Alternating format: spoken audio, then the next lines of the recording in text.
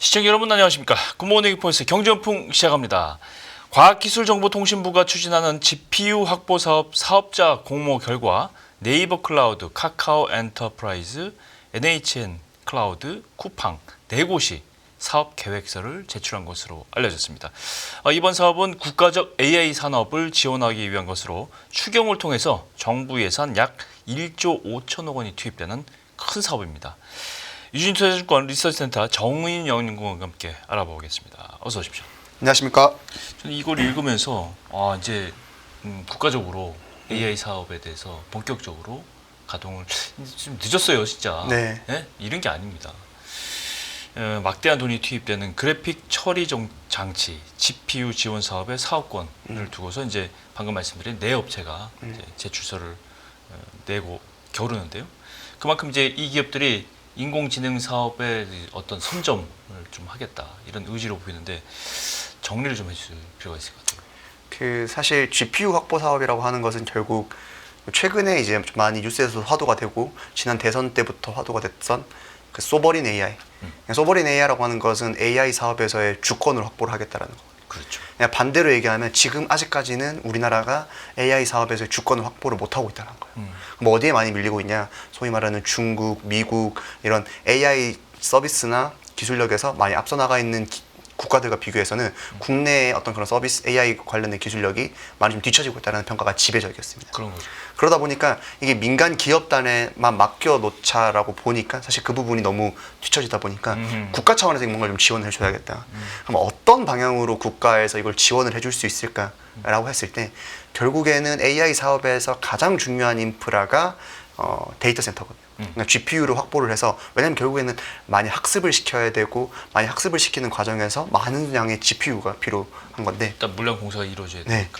그러다 보니까 그래서 과거에 뭐 미국 같은 경우에는 GPU를 계속해서 이제 확보하는 과정에서의 중국과의 갈등도 좀 있었고 그래 그런 부분에서 이제 국가 차원에서 이거를 1.5조 원을 이제 들여서 이런 인프라를 구축을 하겠다라는 것이고 그래서 거기에 이제 참여한 기업들을 보면 이제 4개 업체 아까 전에 네이버나 네. 카카오나 NHN 그리고 쿠팡까지 4개 업체가 참여했다고 했는데 결국엔 이 업체들과 함께 이 업체들 중에서 이제 선정된 사업자와 함께 이 GPU 1.5조 원 그 규모의 GPU 확보한 GPU를 이제 운용을 하게 됩니다. 그러니까 필요한 연구 조직이나 기업들에게 클라우드 컴퓨터, 그러니까 GPU 서비스를 통해서 서비스를 제공하는 그런 인프라를 갖추고 남은 이제 자원들을 이제 그 사업자에게도 혜택을 주는 이런 조건이에요. 그러니까 그 4개의 기업들 같은 경우에는 아무래도 GPU 서비스, 클라우딩 GPU 서비스를 해본 경험이 있다 보니까 우리가 이렇게 GPU를 확보한 거 가지고 좀 서비스를 같이 운용을 해달라.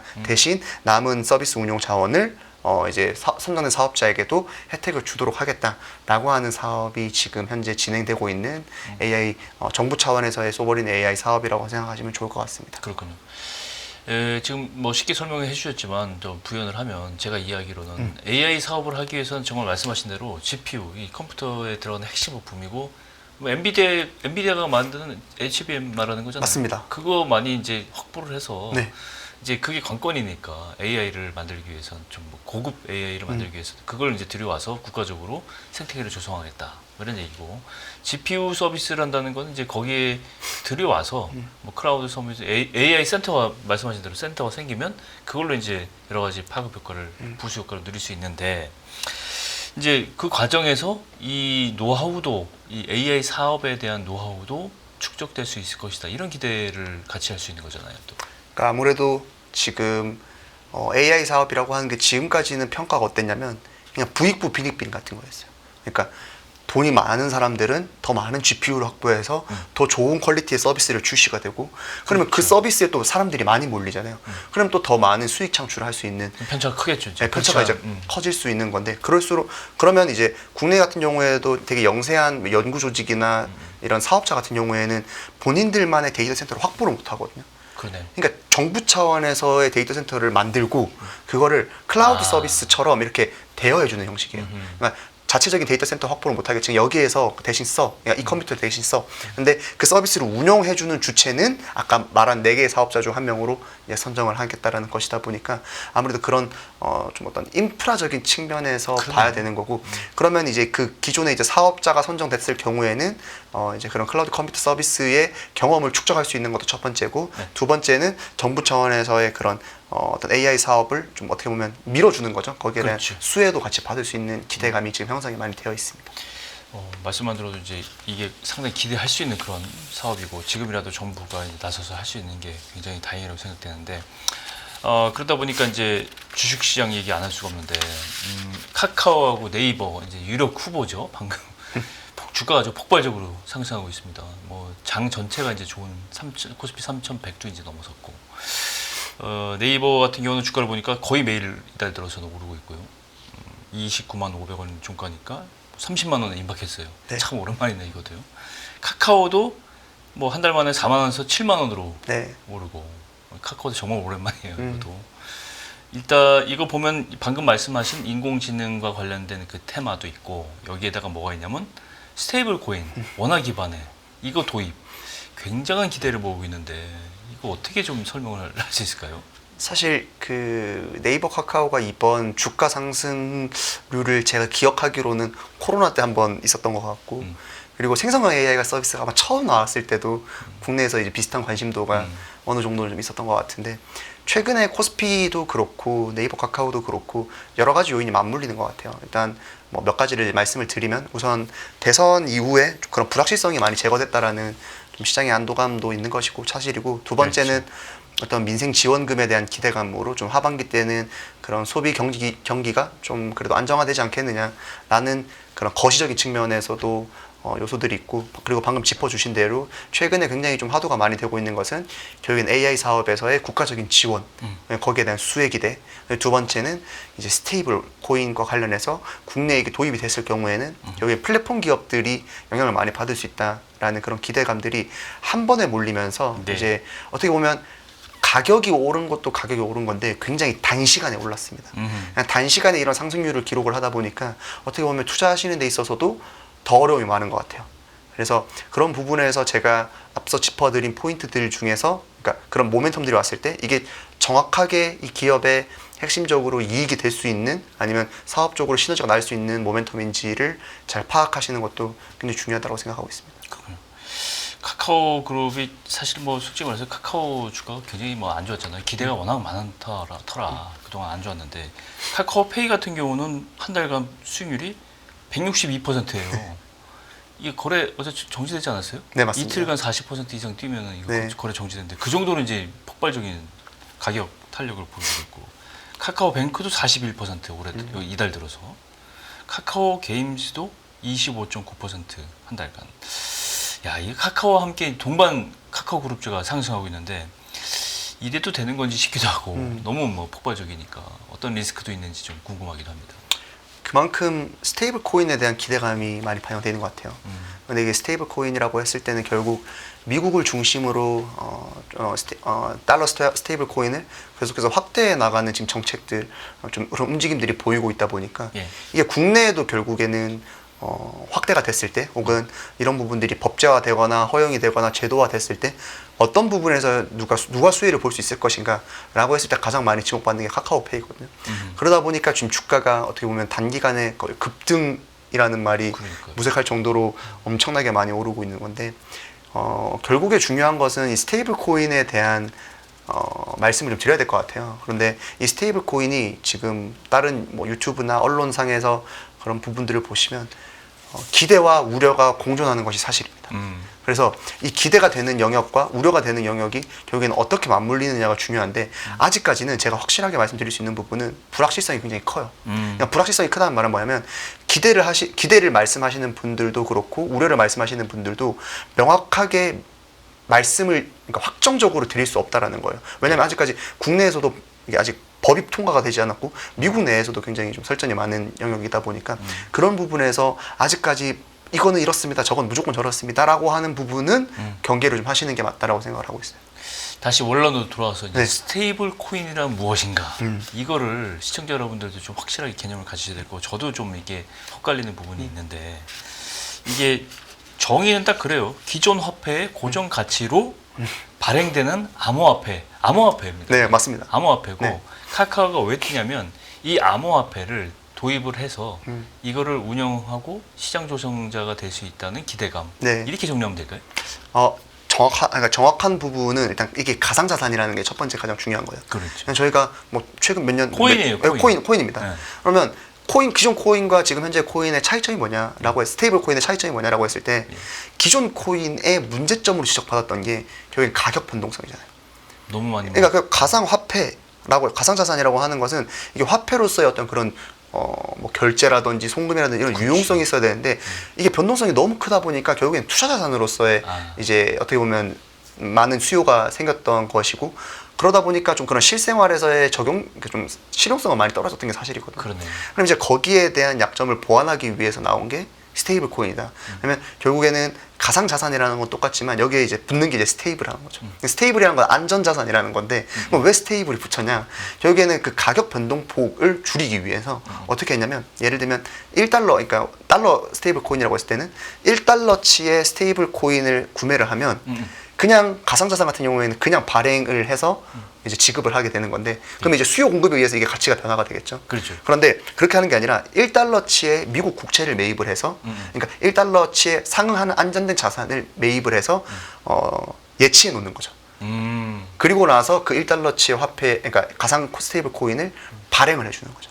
그러다 보니까 1달러치의 그 가치가 변동성이 많이 적어지게 되는 거예요. 그 국채 가격에 따라서 정해질 거예요. 그렇죠. 근데 거의. 국채 가격이 굉장히 큰 변동성이 있지는 않잖아요. 없죠. 그러다 보니까 그러한 관점에서 봤을 때는 안정성을 확보했다라고 지금 이제 얘기를 하고 있는 거고 반면에 그런 결제나 송금 같은 생활적인 측면에서는 코인에 그것들이 빌려온다라는 거예요. 그러니까 예를 들면 좀 그런 전 세계적으로 봤을 때 좀 그런 뭐 송금 수수료라든지 아니면 결제 수수료라든지 그런 부분들을 좀 많이 줄이고 좀 간편하게 전 세계 어디를 가든 간에 좀 더 활용할 수 있는 그런 측면에서의 좀 유용성까지 확보하는 그런 장점들을 조금씩 차용해 오는 코인이라고 생각하시면 될 것 같습니다. 그렇군요. 이러면 결국 이 카카오를 포함한 플랫폼 기업들에게 어떤 중장기적인 비즈니스에 어떤 영향을 미칠 수 있을까? 이것도 좀 궁금합니다. 결국엔 그러면 스테이블 코인이 각광받는 건 알겠고 미국을 중심으로 확장되는 건 알겠는데 왜 카카오가 국내에서는 많이 화두가 되고 있느냐? 그 질문입니다. 네, 라고 했을 때는 여러 가지 이유가 있을 수 있겠지만 제일 중요한 건 카카오페이가 가지고 있는 지금 자산일 것 같아요. 그러니까 카카오페이 같은 경우에는 지금 많은 분들이 카카오페이로 사실 송금을 많이 하고 있잖아요. 하죠. 그럼 송금을 하기 위해서는 결국에 예치금이 필요하거든요. 그러니까 카카오페이에 예를 들면 뱅크에 연결되어 있는 자산이 필요한 거죠. 그렇죠. 그러니까 카카오페이에 제가 송금을 10만 원을 해드리고 싶으면 카카오페이에 10만 원을 충전을 하고 송금을 하는 방식이거든요. 그렇죠. 뭐 많은 분들이 10만 원으로 송금을 받았을 때 이거를 은행으로 보내기도 하지만 보통은 그대로 카카오페이에 두는 경우가 많아요. 그렇죠. 왜냐면 나도 또 언젠가 또 송금할 일이 있고 쓰니까. 예, 활용할 경우가 있으니까 그러다 보니까 카카오페이에 예치된 금액이 많습니다. 그 말인즉슨 뭐냐면 아까 전에 제가 말씀을 드린 스테이블 코인에서 이거를 달러로 이제 결국에는 자산을 확보를 하고 안정성이 그 예치금이 있는 상태에서 스테이블 코인을 발행을 할 수 있는 거예요. 그러니까 그런 부분에서의 확장 가능성이 있지 않을까라는 기대감으로 카카오페이가 지금 오르는 것입니다. 그렇군요. 야, 이게 좀 어떻게 보면 미지의 영역으로 들어가는 그런 느낌인데 카카오에게 다시 또 다른 얘기입니다. 이건 카카오가 이제 자체 개발한 인공지능 모델이 카나나잖아요. 네. 우리 한때 이제 이것도 그때 설명해 주셨습니다. 네. 설명해 주셨고 어떤 기대감, 리스크 이런 것도 말씀해 주셨던 기억이 나는데 이게 카나나가 이제 계속 개발을 디벨롭하고 하다 보니까 이제 굉장히 성능이 좀 좋아지는 모양이에요. 그러다 보니까 이제 국산 AI 모델로서 이제 대표 기업으로 치고 나갈 수 있다 이런 기대감도 있다 이렇게 하는데 어떻게 보십니까? 이거? 사실 기술력은 계속해서 발전하고 있는 것이 맞아요. 그런데 제가 좀 우려를 표하고 있는 것은 결국에는 기술력이 발전을 했을 때 서비스가 수요로 이어져야 되거든요. 많이 써야죠. 그걸. 네. 그래서 많은 분들이 카나나를 이용을 하고 거기에서 어떻게 보면 커뮤니티나 그룹이 돼가지고 좀 거기로 좀 들어가야 되는데 아직까지는 거기에 대한 니즈가 그렇게 많지는 않은 것 같아요. 근데 거기에 대한 약점으로 찍히고 있는 것이 결국에는 두 가지 정도가 있을 것 같은데 첫 번째가 접근성이 떨어진다. 그러니까 카나나 앱을 따로 다운을 받아가지고 카나나 앱에서 이제 모여서 거기에서 이제 채팅을 하든 어떤 커뮤니티가 형성이 돼야 되는데 그런 접근성이 떨어진다는 지적이 있고 두 번째는 접근성이 떨어짐에도 불구하고 그걸 찾아가서 서비스를 받아야 될 수요가 있느냐 그러니까 그만큼의 높은 서비스 수요 퀄리티를 충족하느냐 했을 때도 그 정도 메리트까지는 아직 안 된다라고 좀 지적을 받고 있는 것 같아요. 그런데 그 부분을 이제 카나나를 서비스로 운용을 하면서 카카오가 확보한 어떻게 보면 그런 데이터들을 기반으로 하반기에 출시할 오픈 AI와 협업된 서비스가 이제 좀 출시가 예정되어 있거든요. 그러니까 한국판 챗GPT라고 생각하면 되겠네요. 챗GPT가 사실 아직까지는 확정된 서비스는 아니지만 챗GPT가 카카오톡에 좀 결합된 형태가 되지 않을까라고 기대를 하는 거죠. 그러면 아까 앞서 말씀드린 접근성의 문제라든지 아니면 그런 서비스 퀄리티적인 측면에서도 좀 많이 그러네요. 보완이 될 수 있지 않을까라고 그러네요. 하는 좀 기대감이 지금 현재 있는 상황입니다. 그러면 쉽게 얘기해서 유저들은 지금 외국산 뭐 AI 서비스만 사용하고 있는데 챗GPT, 뭐 퍼플렉시티라든가 네. 뭐 이런 것만 사용하고 있는데 이제 카나나를 쓸 수도 대체할 수 있다. 네. 이렇게 그냥 쉽게 생각하면 되는 거예요. 카카오톡을 통해서 이제 카카오톡을 통해서. 네. 그런데 거기에서도 물론 제가 말씀드린 부분은 어떻게 보면 청사진이고요. 그러니까 그런 부분에서도 좀 약점이 만약에 될 수 있는 부분은 뭐냐면 어쨌든 결국엔 서비스 퀄리티가 글로벌 테크 기업들이 그것들과 비견이 돼야 되는데 그치. 만약에 그게 좀 떨어진다라고 될 경우에는 사실 좀 의미가 퇴색될 수 외면받죠. 있는 것이고 그러네. 두 번째는 그게 카카오톡에 실제적으로 제대로 정착이 될 수 있을 것인가. 그러니까 지금 현재 우리가 사용하고 있는 카카오톡 탭을 보시면 채팅 탭이 있고 그렇지. 친구 탭 있잖아요. 생일 나오고. 그렇죠. 근데 그 외의 탭들의 트래픽이 막 굉장히 많이 좀 빈약하거든요. 다른 잘 탭은 안 뭐 쓰죠. 잘 안 쓰게 되는 건데 여기 그게 이 다른 탭에 잘 정착이 될 수 있을 것인가가 향후에 카카오가 성장성을 다시 일으킬 수 있는 요인이라고 생각을 하고 있습니다. 어떻게 보면 뭐 제가 그냥 뭐 약간 이해하기로는 카카오의 AI 방향은 이제 약간 커뮤니티 베이스의 어떤 AI 검색이 아니고 그죠? 맞습니다. 근데 지금 제가 얘기할 건 뭐 네이버인데 네이버는 이번에 음성 인식하고 진료 기록 자동화를 결합한 플랫폼인 보이스 메디 서비스를 곧 출시한다 이렇게 돼 있어요. 이거는 의료 쪽인데 네이버가 이쪽으로 이제 좀 약간 길을 트는 것 같은데 처음으로 이 의료진과 환자와의 대화를 실시간으로 텍스트로 변환해서 진료 기록과 상담 내용을 자동으로 생성한다. 뭐 이렇게 설명이 돼 있어요. 지금 여기 보니까 아직은 검증 단계에 있는 것 같은데 이 서비스는 어떻게 진행되고 있습니까? 그러니까 그런 서비스들을 네이버에 그런 서비스들이 나오는 이유가 네이버의 AI 전략이 온 서비스 AI 전략이거든요. 그러니까 온 서비스 AI 전략이란 건 뭐냐면 예를 들면 뭐 챗GPT나 뭐 퍼플렉시티 같은 그런 AI 생성형 AI 대화 자체 서비스 AI 서비스도 있겠지만 본인들이 지금 플랫폼 내에서 서비스하는 여러 영역들이 이미 있잖아요. 네이버 있죠, 같은 경우에는 있죠. 그런 서비스에 AI 기술을 접목을 시키겠다라는 거예요. 그 기능을 탑재한다 이거죠. 그렇죠. 그래서 그 서비스 각각의 지금 서비스들이 조금 더 이용자들로 하여금 편의성을 제공을 해주고 수요를 높이는 방향으로 가겠다라고 하는 게 네이버의 온 서비스 AI 전략이에요. 대표적으로 아까 방금 말씀해주신 의료 쪽에도 AI가 접목이 됐을 경우에는 되게 유용성이 좀 높아질 수가 있잖아요. 그러네요. 왜냐하면 의료 영역 같은 경우에는 기존에는 좀 온라인으로 뭐 이렇게 보는 경우가 굉장히 제한적. 근데 그런 부분들이 하나하나가 AI 기술이 접목됐을 경우에는 좀 더 맞춤형 AI, 그러니까 의료 AI 서비스가 제공이 될 수도 있죠. 기존에 범용으로 쓰고 있는 네이버라는 플랫폼에다 얹어 놓는 거죠. 그렇죠. 그리고 뭐 예를 들면 광고도 그렇고 커머스 쪽에서도 우리가 네이버 쇼핑을 할 때 과거에는 제가 뭐 예를 들면 청바지를 검색을 하면 그냥 가장 싼 청바지라든지 아니면 가장 리뷰가 많은 청바지 순으로 이루어져 있었는데 AI 뭐 예를 들면 AI 서비스가 적용될 경우에는 저에 대한 그런 소비 패턴을 학습을 해서 뭐 관련된 상품들을 좀 더 잘 추천해 준다든지. 그러니까 다시 말하면 AI 생성형 AI 서비스 그 자체만의 온전한 서비스를 제공하는 게 아니라 기존에 있던 네이버가 사업을 하는 영역에서의 AI 기술력이 적용되는 경우가 좀 주가 된다라고 생각하시면 좋을 것 같습니다. 그러면 이게 원격 진료 말로만 듣던 원격 진료가 만약에 활성화되면 네이버에 탑재된 이 의료 서비스를 통해서 서비스가 되면 굉장히 편리해지겠네요. 그런 부분들이 결국엔 중요한 것이 퀄리티가 높아져야 되는 거죠. 그렇죠. 그건 물론 그렇습니다.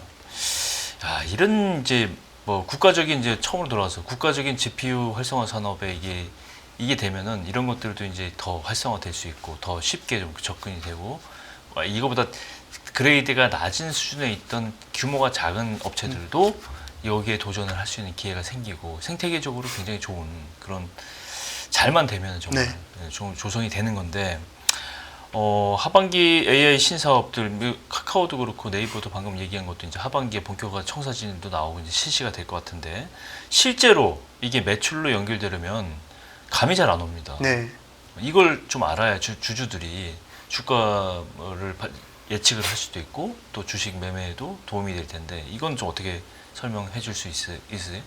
그러니까 사실 아까 오늘 앞서 말씀드린 스테이블 코인도 그렇고 지금 AI 서비스와 관련된 부분도 그렇고 지금 현재 네이버 카카오가 하반기에 있는 실적에 되게 중대한 수준의 실적으로 미치는 것을 기대하는 것은 좀 제한적이라고 생각을 하고 있습니다. 하반기에는 기대를 너무 과하게 하지 마라. 네, 그러니까 그게 영업이익이나 실적으로 이어지는 것은 제한적일 수밖에 없습니다. 그래서 지금 현재 시장에서도 많이 우려하시는 분들은 이게 결국에는 숫자로 이어지기까지는 시차가 좀 많이 생길 수밖에 없는데 그냥 AI 서비스를 출시를 하더라도 그렇겠죠. 이용자가 모아지고 거기에 수익화를 시키는데 시간이 걸릴 것이고 스테이블 코인이 법제화되고 도입화되고 상용화되는 것도 시간이 걸릴 수밖에 없는데 지금 주가는 너무 빠르게 반영하고 있지 않느냐가 우려가 되는 실정이고 그 부분의 말씀도 어느 정도 상당 부분은 저는 동의를 하는 부분도 있습니다. 근데 다만 그 부분이 결국에는 미래의 가치까지 땡겨오는 부분이기 때문에 어떻게 보면 실적이 지금 현재로서 주가에 많이 영향을 미치는 구간보다는 그러한 법제화나 제도화되는 그런 뉴스나 이런 부분들의 단기에는 좀 더 주가가 변동성이 좀 더 클 것으로 생각을 하고 있어요.